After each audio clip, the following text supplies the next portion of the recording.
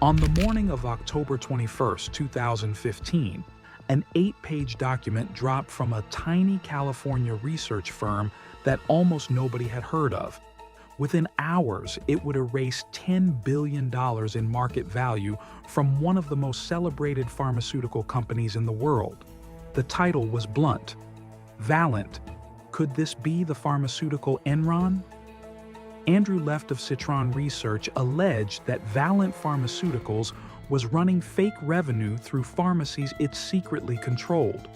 The stock dropped 40% in a single week, and Bill Ackman, one of the most powerful hedge fund managers alive, with $4 billion riding on the company, went on television insisting everything was fine. It was not fine.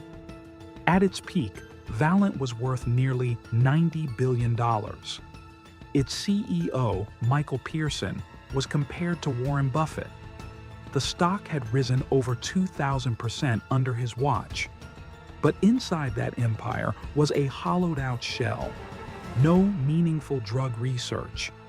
$30 billion in debt, and accounting designed to obscure the truth.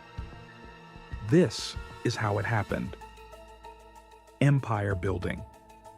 To understand Valeant, you have to understand Michael Pearson. He wasn't a scientist or a pharmacist. He was a management consultant who'd spent 23 years at McKinsey & Company advising pharmaceutical firms on cutting costs. In 2008, Valeant's board handed him the CEO role. The company he inherited had a troubled past. Previously called ICN Pharmaceuticals, it was built by a flamboyant Serbian refugee named Milan Panic, who ruled it for decades through scandals, SEC probes, and even a stint as Prime Minister of Yugoslavia. After Panic was ousted in 2002, the company changed its name and drifted aimlessly. Pearson brought a radical thesis. Developing new drugs was a waste of money. The odds were too long, the timelines too uncertain. Better to buy companies with products already on the market, strip out overhead, including nearly all R&D, and run existing drugs as cash machines. Valeant slashed research spending to 3% of sales against an industry average of 18%. Then came the buying spree. Over 100 acquisitions between 2008 and 2015, worth tens of billions, nearly all funded by debt. A 2010 reverse merger with Canada's BioVale dropped the tax rate from 35% to under 15%. Revenue surged from $700 million to over $10 billion. The stock went from under $10 to $236. Hedge funds piled in. Ackman's Pershing Square bet nearly $4 billion on the story. The logic was seductive. Why gamble on slow, expensive drug research when you could buy proven products and raise prices? But nobody was asking the second half of that question. What happens when you run out of companies to buy? Fraud mechanism explained clearly. Valeant's machine ran on two engines: acquisitions and pricing. Both were unsustainable. On pricing, once Valeant acquired a drug, it jacked up the price immediately. The heart drug Isuprel went from $180 a vial to nearly $1,500, a 700% increase. Nitropress tripled overnight. Glumetza, a diabetes medication, rose over 800%. But beneath that was something stranger. A specialty mail-order pharmacy called Philidor RX Services. Valeant helped create Philidor, funded it, and paid $100 million for the option to buy it, for $1.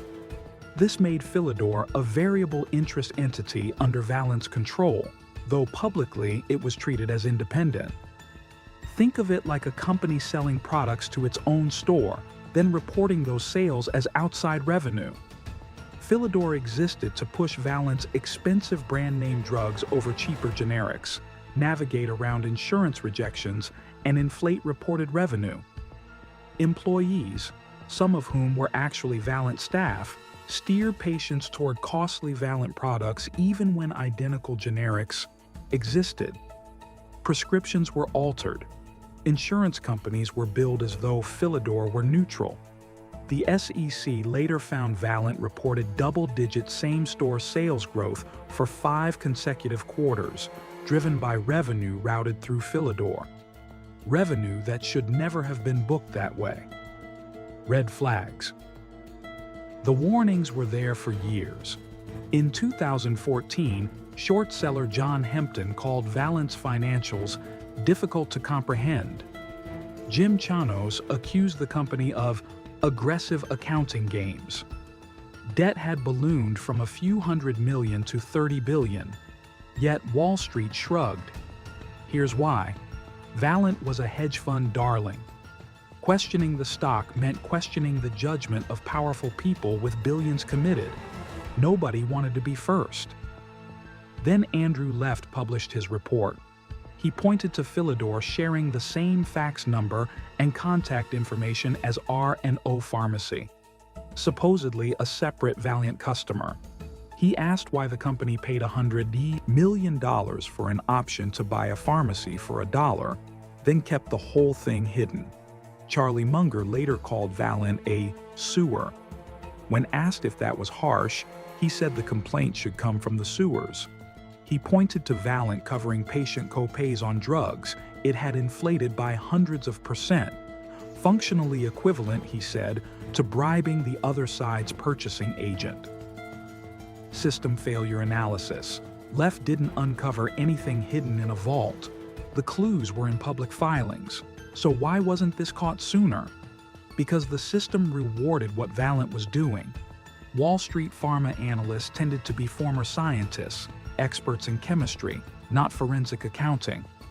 They evaluated drug pipelines. Valeant didn't have one. Its financial complexity was its camouflage. Meanwhile, heavyweight investors, Ackman's Pershing Square, Value Act, the Sequoia Fund, became a credibility shield. If Bill Ackman believed in it, how could it be wrong? Their reputations became Valeant's reputation, and the SEC didn't formally investigate until late 2015, years after the red flags emerged. The incentive structures were misaligned across the board. Asking hard questions meant risking your own position. Collapse. After the Citron report, the freefall began. The stock dropped from over $200 to under $30 within months. Valeant scrambled to hold a conference call where it disclosed its Philidor relationship for the first time. That only deepened the panic.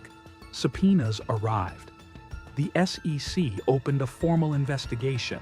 Congressional committees demanded Pearson testify. In early 2016, the company admitted to improper conduct by senior finance executives.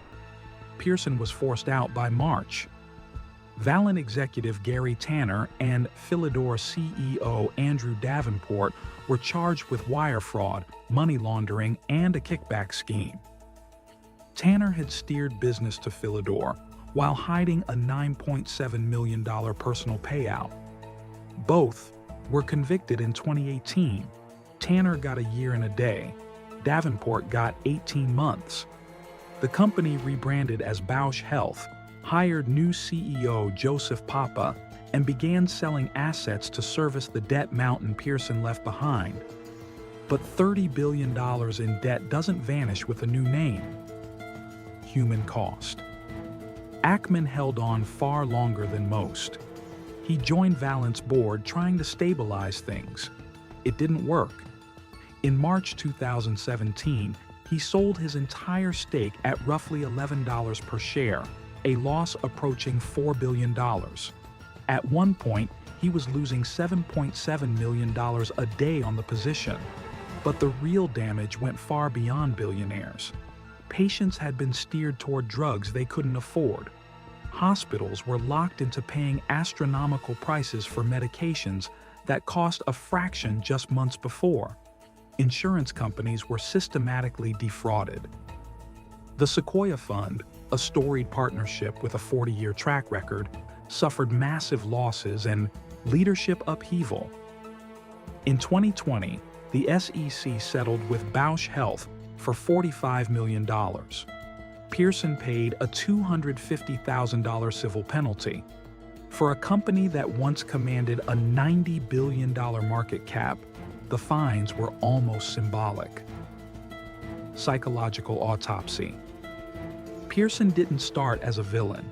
He started as a consultant with a spreadsheet and a thesis. He genuinely believed pharmaceutical R&D was inefficient, and for a while, the numbers backed him up. Revenue grew. The stock soared. The board rewarded him with options potentially worth billions. Every acquisition validated the model. But the logic was fatally circular. The model only worked if acquisitions never stopped. Each purchase papered over the decay of the last. When the pipeline slowed, the only lever left was price, gouging patients for drugs they had no alternatives to. When that drew scrutiny, accounting tricks filled the gap. It wasn't a single act of deception. It was an escalating commitment to a flawed model, where maintaining the illusion became the strategy itself. Reflective ending. Valeant wasn't brought down by a government raid or a regulatory audit. It was brought down by an 8-page report from a tiny short-selling firm asking a question no one else had bothered to ask. Where is the money actually coming from? The answer was devastating. It came from inflated drug prices extracted from patients and hospitals, from revenue routed through a pharmacy that existed to cook the books, and it was sustained by a wall of credibility, hedge fund names, analyst consensus, and a stock chart that only pointed up. In financial markets, the most dangerous frauds aren't the ones that look suspicious. They're the ones that look like genius, right up until the moment they don't.